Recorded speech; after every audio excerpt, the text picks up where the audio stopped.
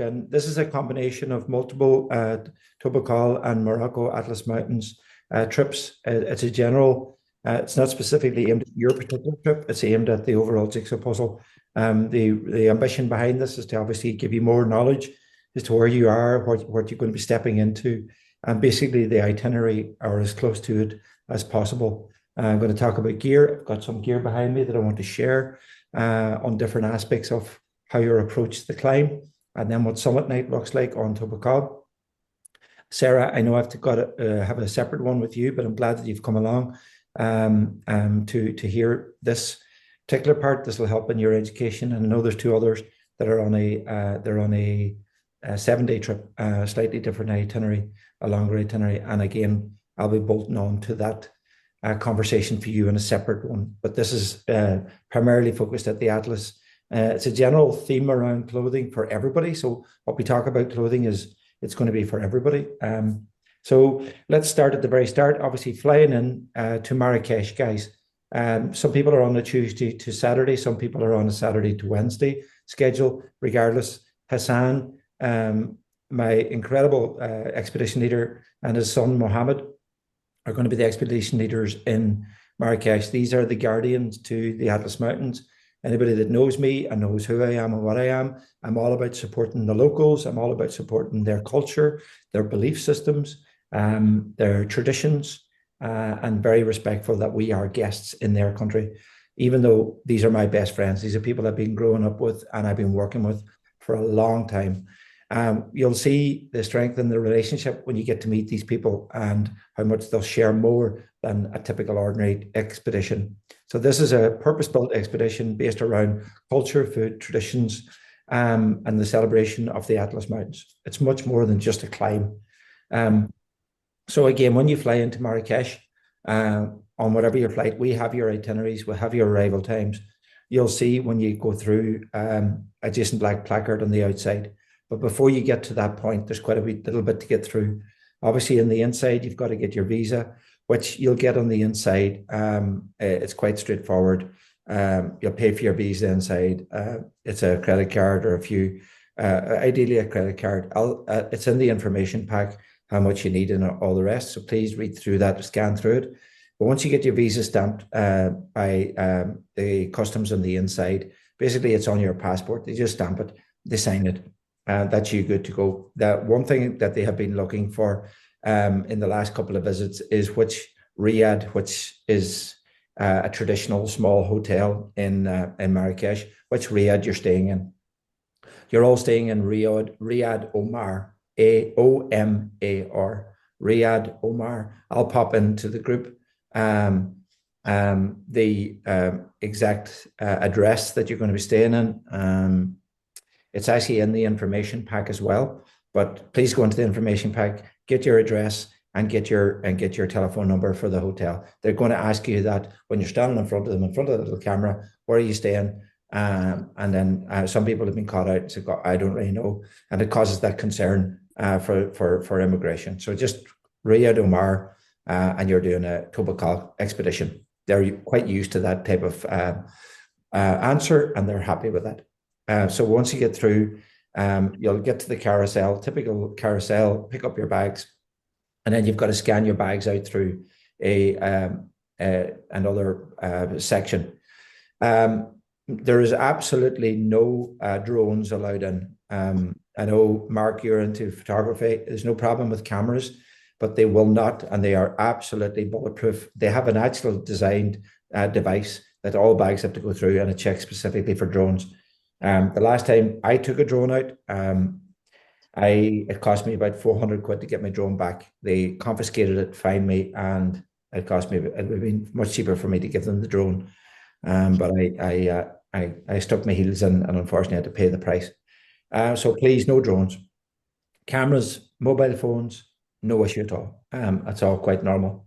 So as I said, you'll get through to the far side. Outside the terminal front door, you'll see Hassan. He'll be wearing the Jason Black Mountaineering t-shirt, hat and sign. And he will put you into our own VIP minibus, small little minibus that'll it'll zoom you off into Marrakesh, where it probably takes about 15 minutes to get from the airport to the Riyadh, which is right in the middle of Tiananmen Square, in the middle of Marrakesh. So when you come out the Riyadh door, you turn left, within 3 minutes, you're in Tiananmen Square. You're in the heartbeat of the culture, the souks, the energy, and the madness at times of Marrakesh and the Moroccan culture.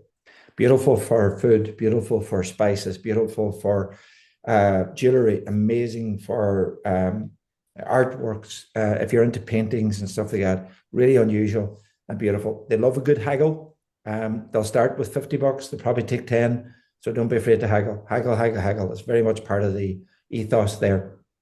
So wherever they start, make sure you half it and take another bit below it, because they're going to get you back up again. The arrival day, depending on your time, some people are coming in at 1 o'clock in the morning, which is absolutely fine. I've had to do that the last few trips myself, based with Ryanair. It's fine. You just get picked up and we go straight to bed. The next morning, breakfast at 8 a.m. and we generally leave the Riyadh at 9. Hassan and Mohammed will go through a gear check with you to ensure that you've got everything before you leave. If there's anything you've misplaced or don't have, don't panic. We have loads of resources out there to top up on walking poles, sleeping bags, anything that's something that's just gone astray. So do not panic. You'll take your expedition bag with you the whole way to the start of the trip on the bus to Immel. But before you do that, there's always a question around travel clothes. The easiest way to explain it is, for me personally, the gear that I travel out with, I travel back in. So I literally, the tracksuit bottoms, t-shirt, pair of runners that I travel out with, or whatever I'm wearing, I leave that in the Riyadh, and I get it when I come back, and then I fly back home in those exact same clothes. You can actually ask for them to be put into laundry, and they'll be lovely, sit, pressed, washed, ready for you when you come back, which is always a lovely treat. It's only a couple of bucks, but it's a nice treat. It'll be sitting waiting for you to come back to. You'll get your shower, you get into fresh clothes, and you can enjoy the rest of the evening before you fly out the following day. So let's go back to the trip. So to get from Marrakesh to Immel, it takes about 2 hours. Beautiful, windy road the whole way through these beautiful remote villages, and we end up at a final destination called Immel, which is the start of the Atlas Mountains. From there, you'll depart your bus. We generally would have a coffee and some opportunity just to kind of set the mood, have some snacks while all the bags are getting organized. What have you got with you, and what are you wearing at this point? At that stage, you should literally only have a small backpack. This reads from my own. This is kind of like a small backpack. This is a 38 liter, which is probably bigger than what you need. The reason being is I would be carrying the likes of first aid kits and stuff in my bag. You're not going to need that. What's in your bag? A rain jacket, a fleece, and a bottle of water. A rain jacket, a fleece, and a bottle of water. That's all that's going to be in that bag. So a simple backpack that you would have at home. Doesn't have to be fancy, doesn't have to be posh. Just something that works, and something that works for you. Don't have to spend a ton of money on getting the latest gear. None of that nonsense. Have a look in your press. Ask a friend, ask a neighbor, ask a colleague, could you lend their backpack? And if it's somewhere between 20 liters and 25 liters, that's bang on. Even though it's 30 liters, that's also. What am I wearing at this stage? Again, the earlier stages of the trip, there's absolutely no problem going with a pair of hiking shorts, a regular pair of shorts that you would use here. There's nothing wrong with a pair of lightweight hiking trousers. And I would be as comfortable in a pair of ordinary trekking shoes or runners as I would my hiking boots. So they would be my regular hiking boots, just a regular pair of normal hiking boots that I wear in hills of Ireland and Donegal or whatever. And a pair of trail runners would be made up of the ones that I'm wearing. Just a regular pair of trail runners, good trail runners, that's all. So you can wear the trail runners the whole way up as far as the Toubkal Refuge. And from there, you'll definitely be moving then into boots for some more stability. However, if you want to just go with boots the whole way, that's equally fine. The one thing I would say, guys, and this is where people are making the mistakes, is don't buy a pair of boots the week before. and expect to just be able to be fine in them. You're not. You're going to be in bits because it is, they're long days and steep ground at times where you're navigating through steep ground. Your toes are under pressure and your heels are under pressure, and you'll just rip your feet to shreds, and you're not going to enjoy the experience. I want to stay with feet for a second because it's a really important part. Compete.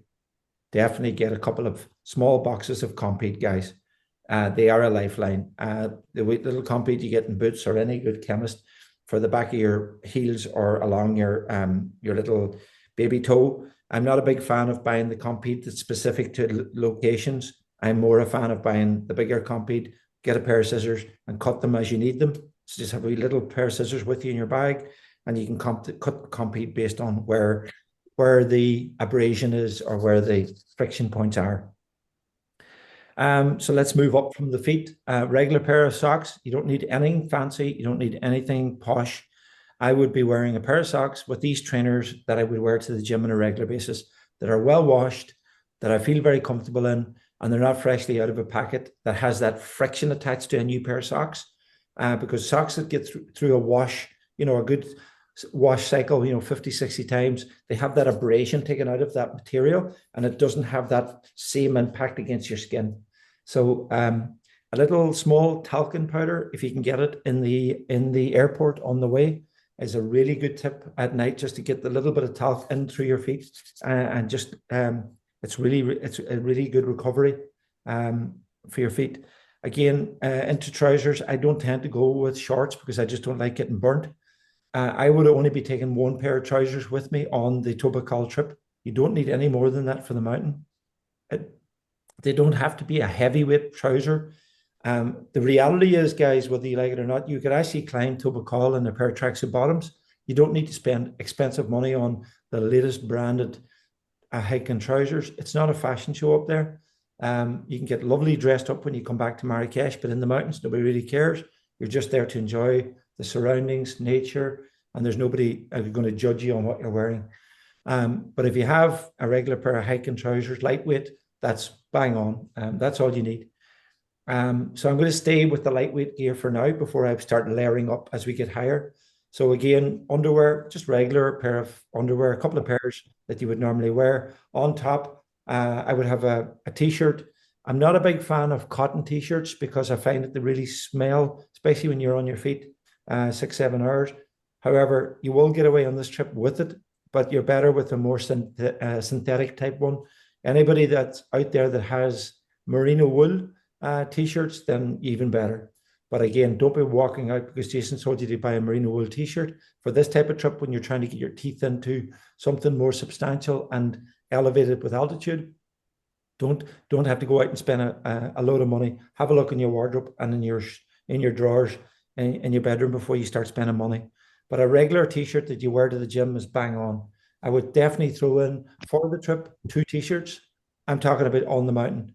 Anything that's outside of the mountain in Marrakesh, like a dress or a lovely pair of shorts or a t-shirt, just to pull on to enjoy your evening out or a few beers or whatever later on, that's a different conversation.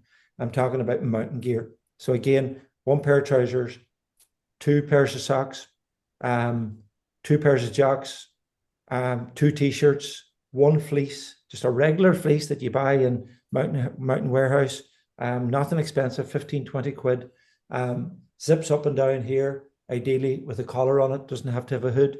When it zips, it's just perfectly to allow a bit of ventilation into your chest and just let a bit of air or heat out if you are running a little bit hot. From there, we're now kind of at Toubkal base camp. So you'll go from Immel directly to the refuge, and you're talking between stopping for lunch on the way up, which I'm going to talk about food and hydration later on. But on the way up, it's probably 6-7 hours of a reasonable pace. Nothing crazy. Why? Altitude is our enemy.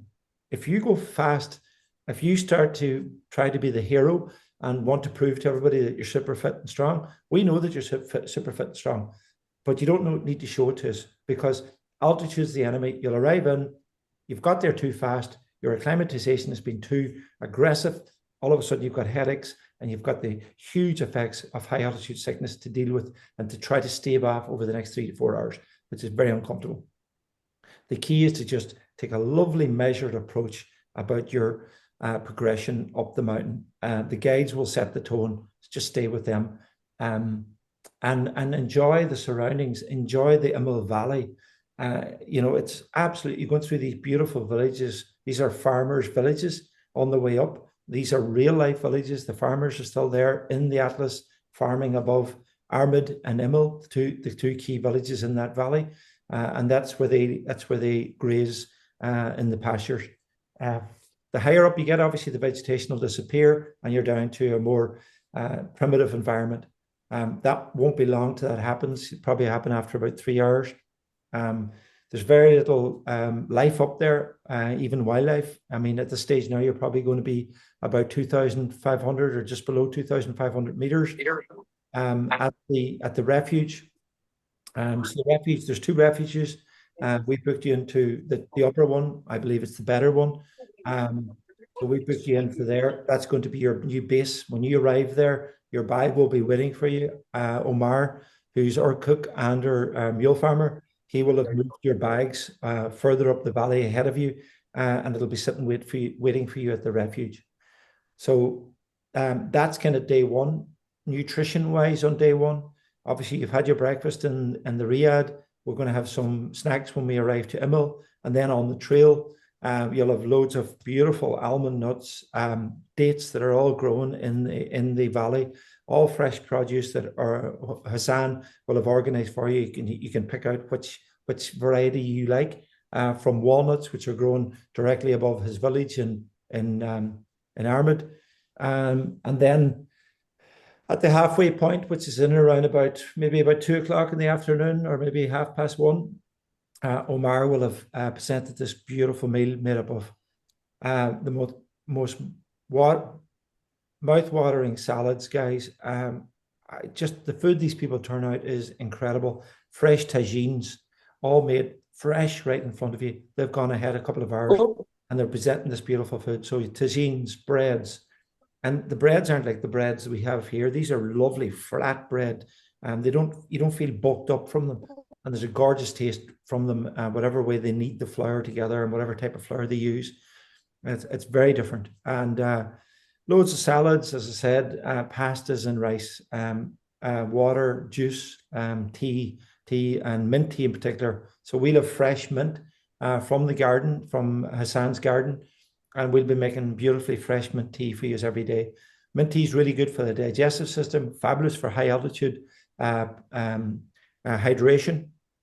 And it's not like mint tea that you would have here, just that beautiful fresh mint. For those that don't like mint tea, that's fine. We'll obviously make you regular tea. They don't use milk or stuff out there, but they use loads of sugar, proper sugar cane. You'll go through all this experience and you'll be able to work out what you like and dislike. And the guys are more than accommodating. My team are more than to give you what you require. So then move back to the refuge, get into the refuge, get yourself organized. It's a dormitory environment. There's no choice because that's the structure, the type of the sleeping arrangements. Obviously, we'll have a male, female setup, but it's a very basic environment, a dormitory, a typical dormitory that you'd see in Italy or France or in any of these adventure environments. It's got a communal space where we eat. And then obviously Omar then does the cooking. So Omar does the cooking. We bring all our own fresh food and produce the whole way with us up the valley. We buy it ourselves fresh in the market the day before. And we have a very specific kind of nutritional plan that suits high energy delivery. So you'll have dinner that night, which could be made up of a chicken tagine. You won't get any pork out there, just down to their religion. If you're a vegetarian, you are going to heaven because they are vegetarian, unbelievable vegetarian food, which is absolutely beautiful. So then you settle in for the evening. There'll be more of a debate and conversation around what's planning. We will be getting your crampons. If anybody's there in a more winter state, some of the trips are going to be later into October, November. So there may be some crampons for people that's in there. October time and September time, you're going to be in summer conditions, dry underfoot. Temperature's lovely by day. And then that final push to the summit at nighttime is going to be cold. So I'm going to talk about that next. So have we any questions before I go any further, based on the conversation I've had so far? One question I have, you talk about the information pack. Have you emailed us already, or we get Whenever that? you, yeah, whenever you would have booked on, you would have got a confirmation email, and the information Mhm. pack is in the confirmation email. So All there's right. you need Okay. to click on that. But I will, if you send an email directly to Sharon, sharonblack@donegal.net, she Yeah. will she will send you out the thing. Or if you send me a message on WhatsApp, I'll be able to just send it straight to you. And all right. Yeah. No worries. Thanks. And the other thing would be, do we get another meeting as well for specifically for our trip, or is this No, I'll be talking to you. Which trip are you on? the October 13? On the regular hike, the regular 5-day trip? Yes, I No, think. this is it. You don't Is need it one after. 5 days? No, it's No, it's the 7-day one with It's a facing with 7 day the one. inn. Okay. Oh no, that's different. Yeah, no, I'll have a different conversation with you guys on that trip. No, Oh, okay. this is kind of giving you a general feel for what the Atlas Mountains, but the gear that we're going to talk about is exactly the same. Your itinerary is different because you're taking on a different selection of range and mountains, including Toubkal. So, but the general theme of this conversation, the airport arrival, the riad, the food, the clothing is all relative to everybody. It's just your itinerary is slightly different. Okay. Well, All thank right. you. You're welcome. So at this stage now, the Toubkal team are heading, and including everybody, are now going to be going for a summit push to 4,200 meters from roughly about 2,528. I can't remember exactly the altitude of the record. But starting out probably 12 o'clock, getting up. Do you sleep? Very, very, very difficult to sleep in a dormitory with everybody busy and nervous about what's happening. So if somebody wants to have a sleeping tablet, there's absolutely nothing wrong with the sleeping tablet. There's these anecdotal conversations about sleeping tablets aren't good at altitude. Load of nonsense. We've been using them for years and years and years. If you want to knock yourself out because you need to get 6 or 7 hours sleep, or you only get 5 hours, take a sleep. Put yourself to sleep. We'll soon waken you. We'll soon come looking for you at 12 o'clock to get you out of your bed. You're not going to sleep in. Or if somebody's beside you, make sure they give you a bit of a rattle if they are getting up. So if you're kind of nervous and you think, oh, I'm not going to sleep, take a sleeping tablet. If it's something that you're accustomed to doing, then so be it. If you're somebody that's very easily put to sleep, well done. There is a few, and I'd be envious of you all the time. So going to the summit up at 12 o'clock, beautiful big breakfast. You will be hungry. Even if you're not hungry, I would say eat because you know what's going to be happening in the next 4 or 5 hours. And then you're going to be leaving roughly about 2 a.m. in the morning. Time to get your boots and everything organized. In the refuge, guys, when you arrive to the refuge, you're not allowed any boots or shoes inside. There'll be Crocs and sliders there, and that they provided in the refuge. So you don't need to bring extra with you. If some people like to bring their own, that's completely fine. But there is Crocs and sliders there for everybody to enjoy. There will be somewhere to put your shoes. Hassan will show you exactly where to put them, and then you pop on your sliders, and that's you for the evening. So take your bag into the dormitory, and then from there, you can basically get your kit organized. I just want to point this out because it does be an issue. Just because you're sharing an dormitory with people, some people's behaviors can be very, they don't do the packing until they're just about to go to bed. But everybody's been in bed for the last hour, and then you just start to zip open your bag and pull gear out. So I'm a big fan of when I get in and get some food, get my kit together, get my admin done and dusted, have everything all set out, have my backpack ready with my torch put into it, with my woolly hat in it, with my buff in it, and have all that kind of cold weather stuff in backpack, so that whenever I go looking for it, I know where it is. It's not in a bag where that I'm rusty to find it, and everybody's trying to find stuff, and it's a bit frantic, and you're sweating, and you're getting all kind of upset about the whole thing. So the more prepared your administration is, your admin is, when you come into the refuge just after dinner, the more, first of all, you can lie down and sleep because you're not thinking about it because everything's done and dusted. And then when you get up, you just basically pull on your trousers, pull on your socks, put on your boots, put on your t-shirt, put on your fleece, put on your big jacket, which I'm going to talk about, put on your hat and away out the door. And you've got everything in your backpack ready to go. So that makes sense. So there, guys, leaving 2 o'clock. I mean, I'm just throwing these numbers at you. Hassan will have an exact time that he wants everybody to leave, but generally it's about 2. We get there in the morning time about 7, maybe 6:45. Then around 7 o'clock is roughly when we summit. It's truly an amazing experience because the sunrise summit in the morning time, it will blow your mind.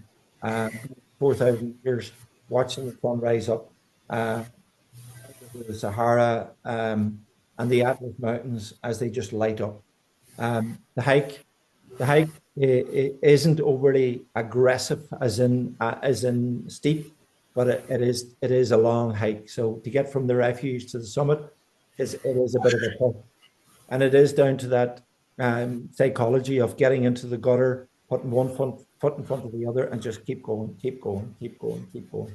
And before you know it, as the sun comes up, everything changes. Your mood changes, and your psychology changes because now you're not looking inward at the pain, you're looking outward at the views, and everything changes about it. And you're just your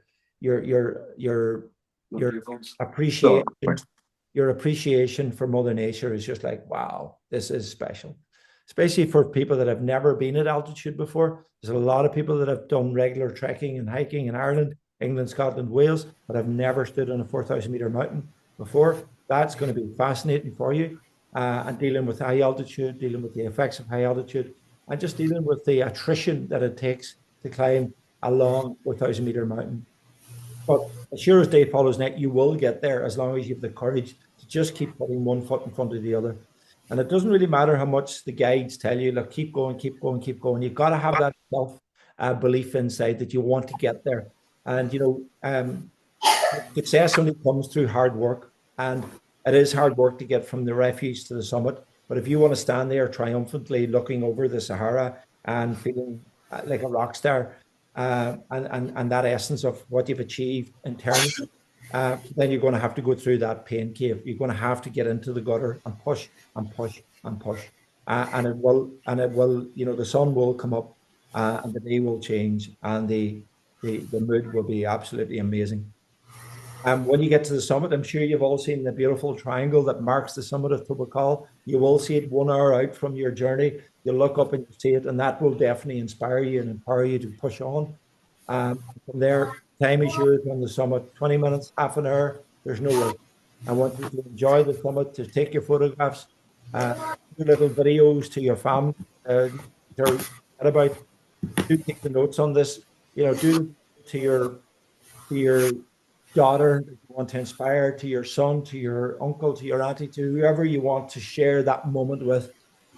Got here, it's taken everything that's in my body. I can do it, you can do it. People that are maybe struggling with a disability back home, people that are struggling with a mental health issue, people that would just love and would give their left arm to be up there. I would just to have that, to have that opportunity to stand on an incredible mountain, to stand on an incredible mountain like Toubkal. Be very mindful that there's others would give up everything in their life to do what you're getting the opportunity to do. So just don't let it go over your head. So make those messages, have those phone calls, and then when you come back and down and you look at them and you reflect on them, you'll be like, oh, that was an amazing feeling. So from there, then it's back down the mountain. Obviously, it's a much faster descent, but you are tired. One thing I haven't spoke about is walking poles. I have been for the last 5 years. I'm a huge fan of walking poles for 2 reasons. One is on the way up, they definitely give you more power. So you move your strength from 2 legs to 4 pieces. So shoulders and legs are working at the same time. It means that you can distribute the energy right around the body as opposed to just focusing on 2 legs. Definitely on the way down, they're brilliant for stability and also just to give that extra bit of confidence on the way down. Takes the pressure away from the knees as well, guys. It's a long way down from the summit of Toubkal to Armid, because you do not stop at the refuge. You stop at the refuge for breakfast, but you're only getting about a half an hour to an hour, and then you're continuing on down to the village below, which is called Armid. And you could be on your feet that day, guys, for 12, 14 hours. You know, it's a long, long day. Okay, so now you've found yourself back down at the refuge. Hopefully the energy of what you've achieved will be there. The fatigue will also be there. You'll get revitalized with some beautiful, nutritious food, which Omar will have presented to you. What do you eat on the hike on the way up? Let's talk about that. This is where I would encourage you to take some snacks of your own. Take your own Scooby snacks, guys, because there is a taste that people like. I'll give an example. I love Bounty bars. I just like them because they're Mars bars and marathons and Star bars and stuff. They're just they go hard in the cold and you just can't eat them. And they're just hard work. And I just find a beautiful Bounty bar. I've got the chocolate, I've got the sugar. Some people are into gels. If you are, the gels are fine. I mean, at the end of the day, it's sugar that's powering you. So don't get into this kind of whole ethical thing about what I'm eating. It's just sugar. Glucose is what you need at that moment in time to get you to that summit. So while you might start out thinking, oh, I'm going to do this, I'm going to do dates, I'm going to do nuts, and I'm going to keep it all ethical, that'll all go out the window quite quickly. Sugar. Jelly babies. That type of stuff that you don't normally eat normally. Jelly babies are amazing. They get that sugar hit all the way. Little sugars, anything like that you really enjoy, have your little stash and have them on the pockets of your body, not in your backpack. Have them available that you can slide a zip open, put your hand in, pull out a few sweets, zip up, and you have it. You haven't stopped anybody. You haven't had to stop yourself, and you're just eating on the hoof. We call it grazing. Okay, so that's kind of what I've eaten on the way up. Drink-wise, this is a 1 liter Nalgene. This is our regular 1 liter Nalgene that we would use. 2 liters of water every single day in your backpack. You don't have to buy these posh bottles. You can take a regular water bottle.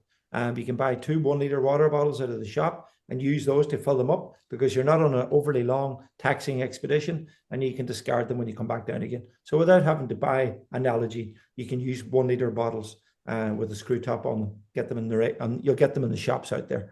Just regular drinking water bottles that you get. So if you're thinking, oh, I don't have those, I don't have time to get them, don't know where to get them, you get them in the likes of Great Outdoors. You get them in any of those good outdoor outlets. That's a 1 liter bottle, and it's got a white top on it. All right. Simple, straightforward. Where I find these are brilliant as well. Hot water at night. They act as a great sleeping, the great hot water bottle. Do not do that with a regular water bottle that you get in the shop, because it's just, it'll perish and you're going to get burned. But with this here, brilliant. Pour your hot water in, stick it into your blanket at night in the refuge, and voila, you're sleeping.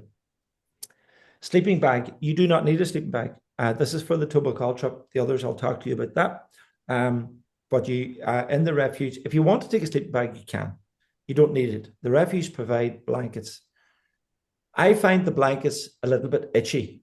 That's just me, and I want to share that with you. I found that sometimes that kind of like blanket material, it's like an old blanket that your granny would have given you years ago. It's got that kind of little friction thing in it. I don't like that against my skin. That's just me. So you may want to take like a sleeping bag liner, so you can pull into it. It's a very light silk liner. That's pretty cool. If you are wearing like some pajamas, you probably won't notice the blanket against your skin. Your call. I'm not a pajama person, as you can imagine. So that's the kind of sleeping arrangement. So going to the summit, what am I wearing? That's the important question now. So leaving the refuge, you should never leave warm. You should leave cold. Why? Because if you're warm, stand outside the front door of the refuge at 1 o'clock in the morning, within 20 minutes of starting to go up steep ground, your sweat is going to be running off you. And you're going to find yourself on steep ground trying to take jackets off and layers off.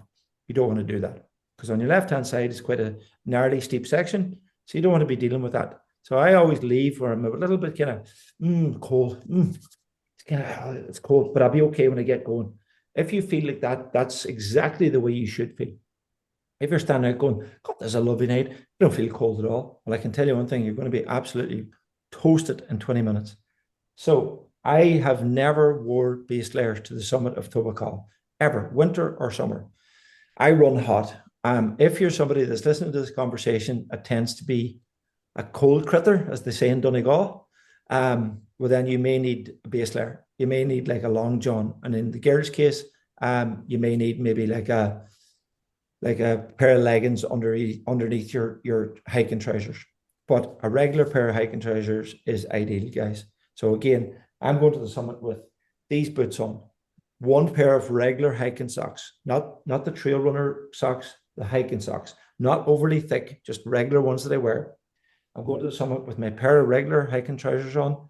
I'll probably wear a t-shirt because I don't wear long sleeve base layers, because that t-shirt will then become my t-shirt for the way down in the sunshine. So my t-shirt on the way up with my fleece, and then I back it up with the jacket.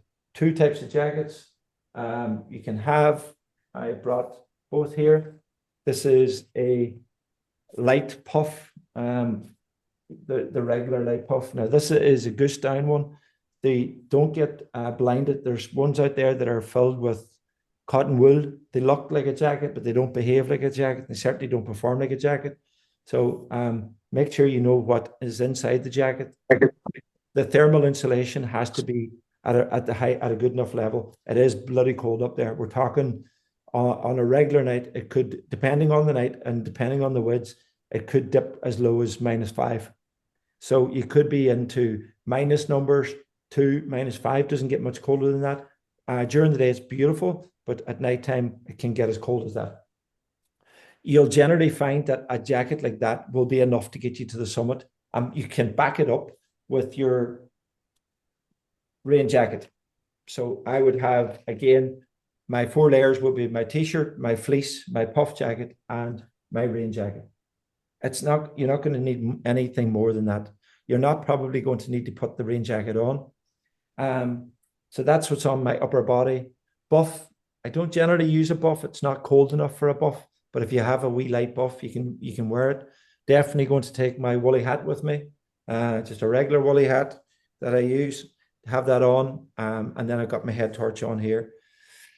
I wanted to show you head torches because people make a big mistake with head torches, guys.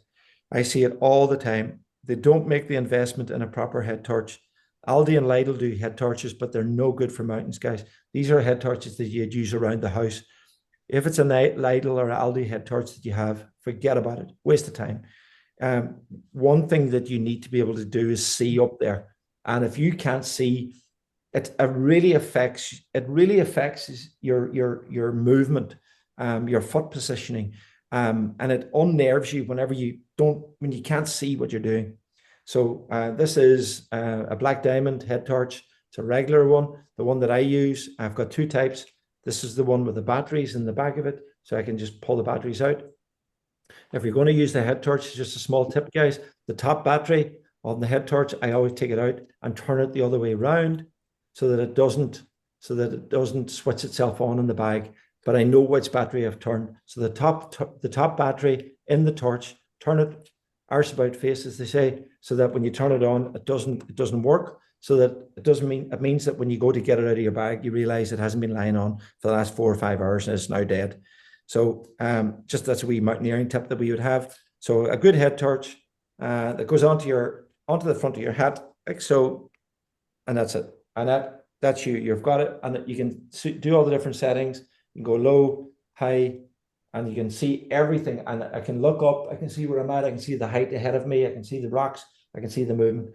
And turning up with one of these, Mickey Mouse torches, and I'm not being belittling Lidl or Aldi or any of these kind of strip LEDs. Waste of time. Like they are the worst money you can spend. So please invest in a relatively good black diamond torch. Gloves. I want to talk about gloves. Ski gloves. Ski gloves is adequate. I'm going to show you my posh gloves purely because I have them, but they're kind of like this kind of a thing. So one thing, I'll share a little bit of information about gloves. Tight gloves, you will have hot hands. Loose gloves, you'll have lovely warm hands. It's the space that's in the glove that allows the air to be trapped, and it's the body heat that heats up the air, and the trapped air is what keeps your hand warm, along with the thermal value of the glove. So a good quality ski glove, larger than normal. If you walk into the shop and it's a very snug, tight fit, I wouldn't say I'd be panicking, but I'd definitely be looking for a size up. All right. So a regular good ski glove will do the trick for you. There's no technical gear required. There's nothing, there's no ice axes or anything like that required for any of these expeditions. Okay. And again, obviously the backpack, what's in the backpack? Bit of food, bit of water. There's no need to go with a bladder to the summit, because it'll freeze. The pipe that's running out of your bag and down to your right or left lapel will freeze over. So a bladder is no good. You'll get away with a bladder on the earlier hike, as in up as far as the refuge, but going to the summit, forget about it. That's why these are more important than bladders. Bladders are okay for low-level trekking in Ireland or Europe, but certainly not on a high-altitude mountain. Okie dokie. How do you capture the magnificence of what you've achieved? For me, I just use a phone. A regular good quality phone will get you all the videos and all the camera, all the footage that you need. I know that there is some people that are big into photography, and I'd be really excited about seeing your content, and they'll want to capture those magnificent shots and lines and horizons. And fair play to you. You're just going to have a little bit of extra weight to carry up there. For people that need to charge, the likes of Mark and others that'll have maybe some more high-tech gear, there is the opportunity to charge at the refuge. So don't be panicking if you have a Canon camera and you want to back it up with a couple of batteries. For anybody else, maybe take a small power bank with you. Put it into your day bag, or not your day bag, into your bag that's going onto the mule, and it'll go ahead of you. Don't forget your charging cables. Make sure that you've done a little bit of research into what the appropriate pinpoint are. It's two pin with a USB. You get, the airports now have these kind of a multi-tool universal kind of a plug that you can get everything on. That's ideal for Marrakesh, and it's okay for up on Toubkal, the mountain itself. So obviously you've been to the summit. We've gone through the complete gear. As you're descending, you're starting to take everything off and putting it away. And then obviously you're back to the refuge. You've got your food. You've got a chance to get yourself tidied up and organized. And then you're dropping down to Armid, which is nearly down below, just about an hour above Imbil, the place that you started. And then from there, I'm not going to tell you everything that's going to happen there, because it's a bit of a surprise, but that's where Hassan and Mohammed live. You're going to go into their home. You're going to experience what life's like behind the scenes. All the other teams just fly by, go back to the bus and head straight back.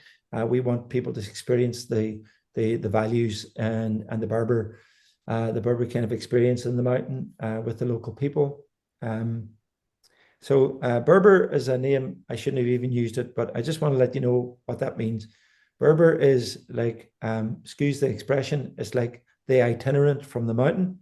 It's a cruel name.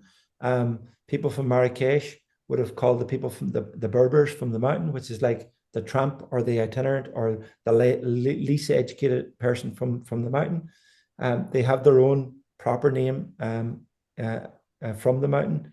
I just can't remember it off the top of my head, how to pronounce it. But they will use the word Berber because it's what we have become known. We know them as, but unfortunately it's a slang, and it's not a nice slang. So they don't really like to be called Berber from the mountain. As I said, like the people from Marrakesh, who would be classified as more civilized, seen them as the least educated society coming from the mountains. Anybody that loves mats or tapestry, or in Imil before you leave is the co-op where you can buy the most unbelievable mats. I have one to my right hand side here. You can ship it home. I thought like it was a bit of a joke that they would ship it by USB or what do you call it, any of these shipping companies. and the damn thing's nearly home before you. So don't be put off by buying you want to buy a beautiful big mat, but you have no way of getting it home. You can buy the mat and ship it home, and they are so trustworthy, these people. If they say the mat's going to be shipped to your address, it'll be shipped to your address. When you buy in the high Atlas Mountains, you're buying from the locals that run co-ops, and they all come into this area and they sell their produce. Don't feel that you have to, but they have some gorgeous stuff. Leathers, shoes, like these little slip-on shoes, little beautiful little quirky things that you'll love around the home. I have loads of little trinkets and stuff that I use. I even brought back my own tagine there lately, and I cook away a tagine now on the gas stove in the house.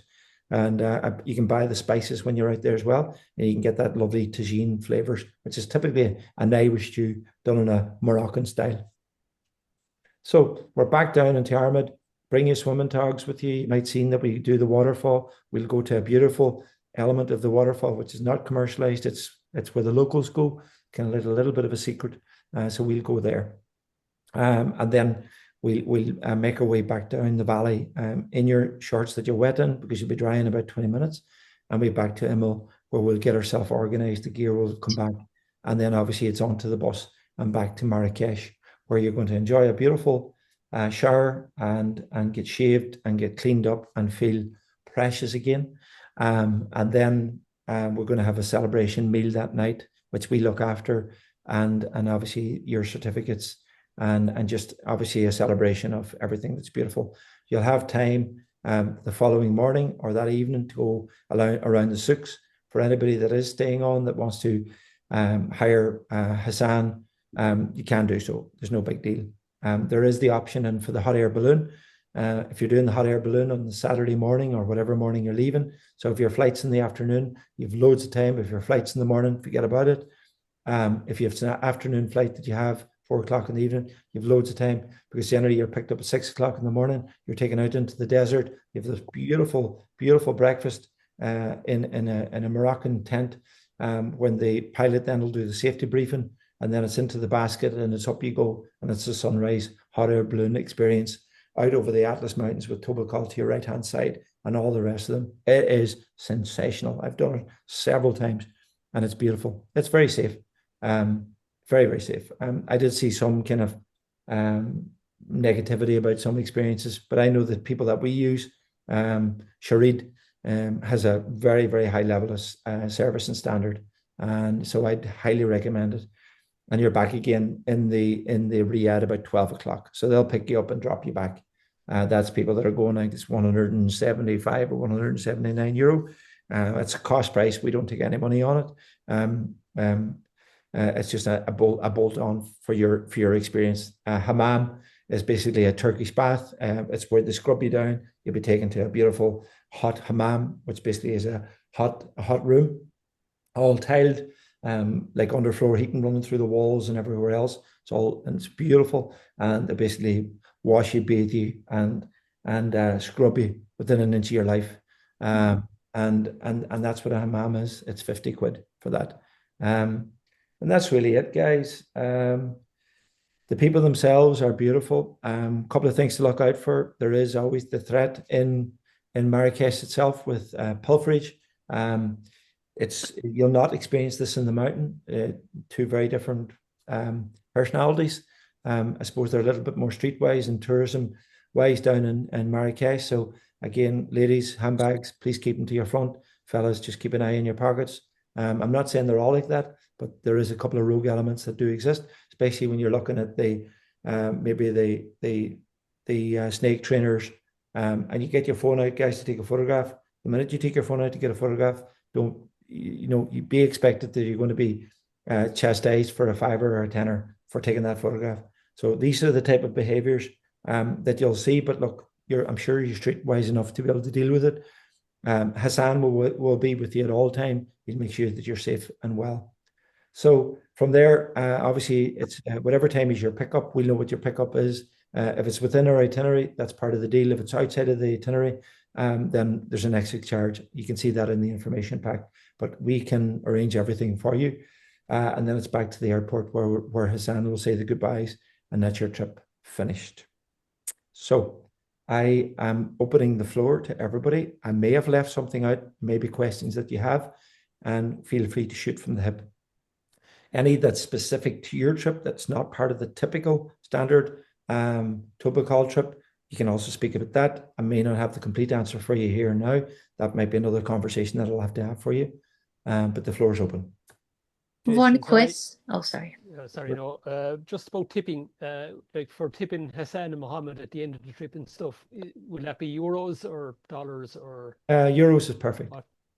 Yeah, and we can get local currency then in Marrakesh itself. Yeah, that's a really good point. ATMs are ready available. You won't need a lot of money, to be honest with you, because the minute you arrive to the minute you depart, everything's covered except your beers and stuff like that. It is a dry state, but there is a couple of places that will serve a glass of wine, a bottle of beer. We will take you to the Sky Bar because people do like to have a bit of a celebration on the final night.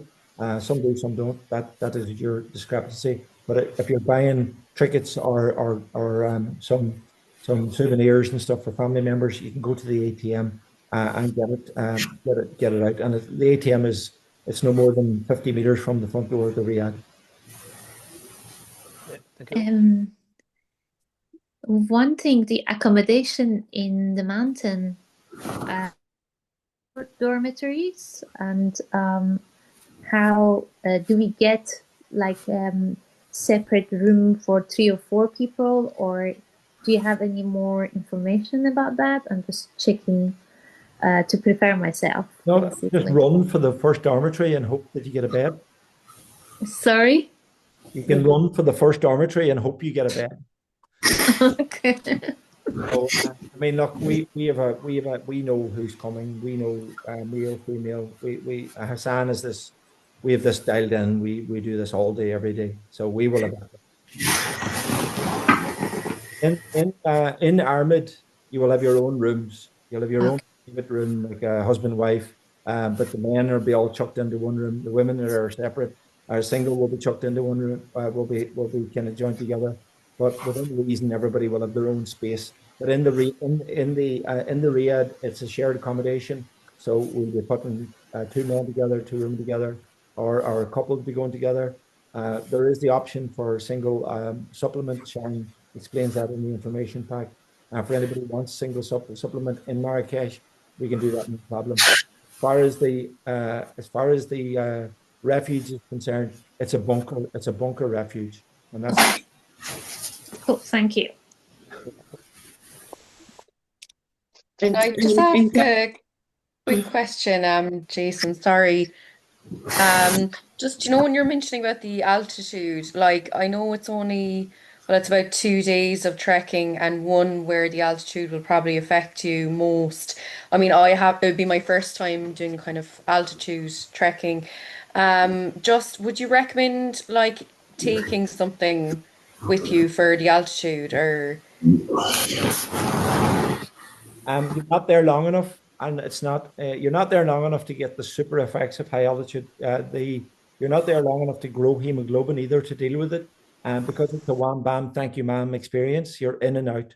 So whenever you get up there, really the only thing that you'll be suffering with will be maybe a bit of a headache, and that's easy sorted out with paracetamol.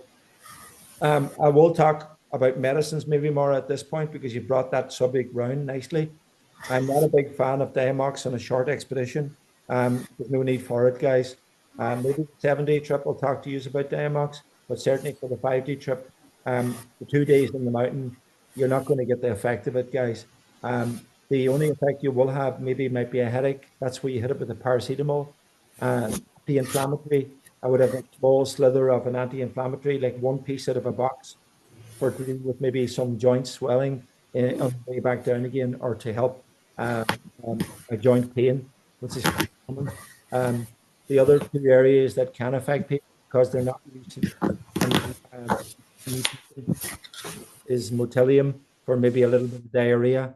And I would take maybe a sleeve of motilium as well with me. I wouldn't be taking boxes of this stuff with me for like a month. I would just taking a slip, and I would make up a small little clear bag of my motilium, of my paracetamol. I am a fan, guys, believe it or not, of taking an antibiotic with me. Amoxicillin is one that I use regular. The amoxicillin for me fixes the ears, fixes the throat, and fixes the chest. The three key commodities in respiratory cardiac system. So they're the kind of effects that can happen. Those type of things can creep up on you on the flight, on the way out, can creep up on you when you get there. And if you at least have the antibiotic, you can hit it, and it means that it keeps you in the trip. Even though you might be feeling the best, it keeps you in the trip, as opposed to having to give up because you can't get your hands on some drugs. And as I said, other than that, it's Compeed. Not much more needed than that. I don't need to labor you with, like, do I need soda cream? No, you don't. Do I need Vaseline? No, you don't. Do I need sun cream? Yes, you do. I think I brought mine. I didn't left it in the house. I don't like sun cream. I like sun oil. My skin, I've got that type of skin that P20 oil works brilliantly in my skin. I've done the whole sun cream in the years gone by, and it's just a disaster. It doesn't work for me at all. So that's medicine-wise, Maura, where I'm at. So to answer your question bluntly, you don't need Diamox. You're not going to get the benefit. Perfect. Yeah. Thank you. Jason, go for it. Sorry, is there a good phone signal over there, or do you recommend somebody to use for an eSIM or something like that? You were saying to send messages back. Would you get any signal on the mountain or anything? No. Nothing up there, Mark. Waste of time. No, you won't get anything at all. No. You can read all the blogs you want, but you'll get led into false pretense that there's a signal up there. It doesn't exist. Doesn't matter what eSIM you have. I've had them all, from Airlo to, can't remember the last one I've used. I tried a different one this time to see if you could get something.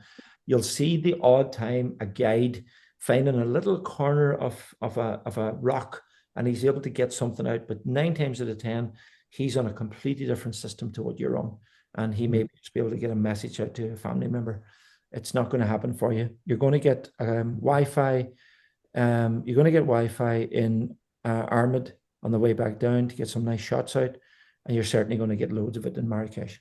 And if it was me, I would just know, we can tell the family would be radio silent for a couple of days or whatever it is. That's handy to know.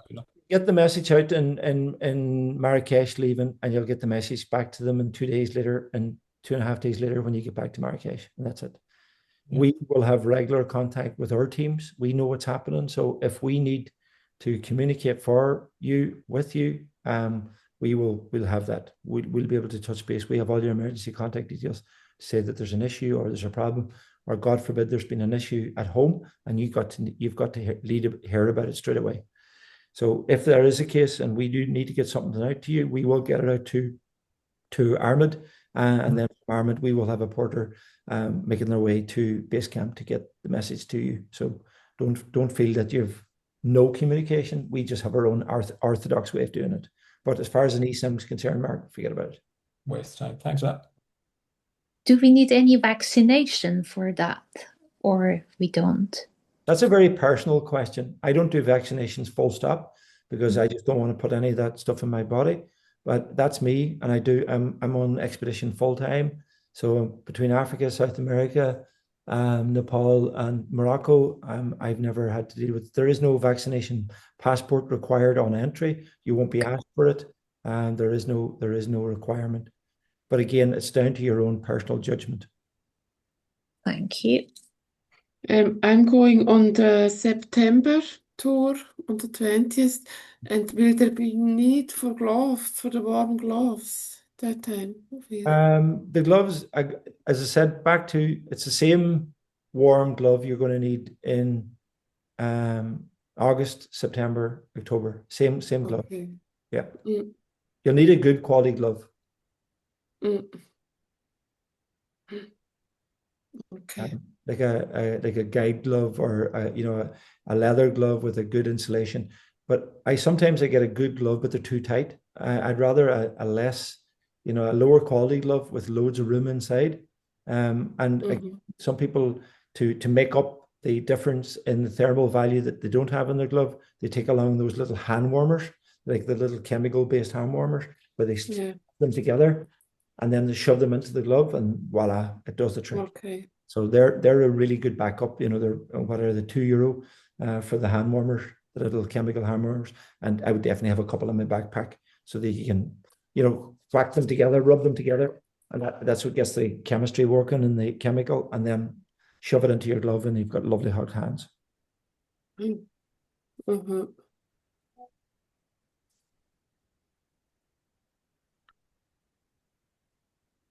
Anybody else? Alan Conroy, good to see you online, brother. Oh, all right, all good. All good. I just spotted you there. How's life? Very good. Can't complain now. Good man. Good to see Flying it. you. Good to see you. Fit, healthy? Oh yeah, no bother at all. Back there. All good. Good man. How's everybody else there? Any other questions? If we think maybe we go a day earlier, so we just as soon as we have booked the flights, could we book an extra night in that hotel in Marrakesh? Sharon can once Sharon gets notice, she can sort all that out for you. Okay. And Brilliant. it's relatively cheap, like it's not expensive. I can't remember what the single supplement is or the double, but depending on what you need, yeah. No issue. Just give us the dates that you need and we'll sort it out. Okay, thanks. Yeah. No problem. Jason, can you hear me? Yes, Tom, go ahead. Yeah, sorry. What kind of temperature are you looking at up to the refuge? During the day, and hopefully you'll be there before 4 o'clock, Tom. Mild conditions. Mild conditions. Talking, 10 degrees at worst. Up to the first refuge? Yeah. All right.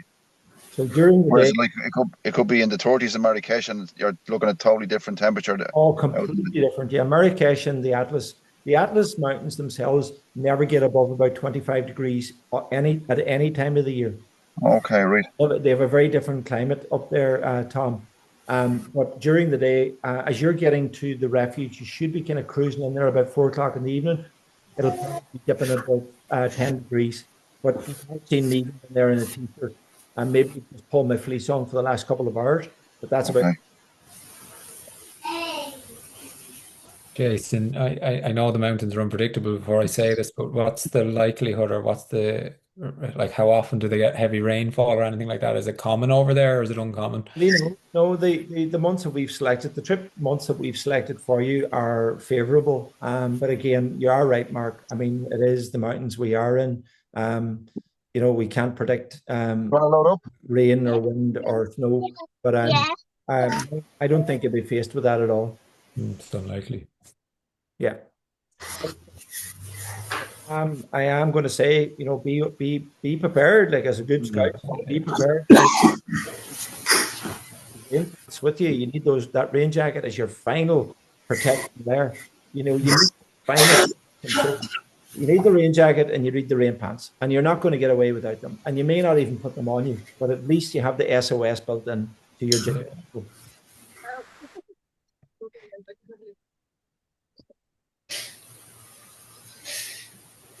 All right, folks. Any last questions? If you do come away from this call and think, oh my God, I forgot to ask that question, you all have my WhatsApp number. It's certainly in the information pack. It's certainly on the website. I love taking calls or messages. You're not bugging me. I love to share information and help people along in their journey. Anybody that's training at the minute, keep it going. Anybody that's on an imminent trip, just make sure to protect yourself. Don't get injured on the last couple of weeks now as you lead into it. But anybody that's got about a month or a month and a half or maybe 2 months out yet to go, keep the shoe down, keep the training going. The fitter you are, the more you're going to enjoy the trek. The fitter you are, the more you're going to enjoy the trip.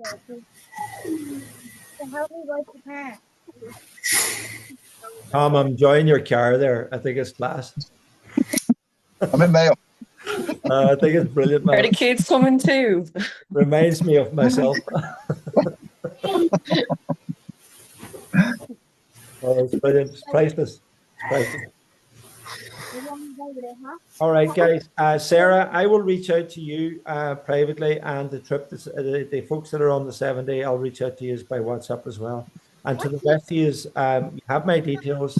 Don't be a stranger. Reach out to me if you need anything. And final bits of preparation.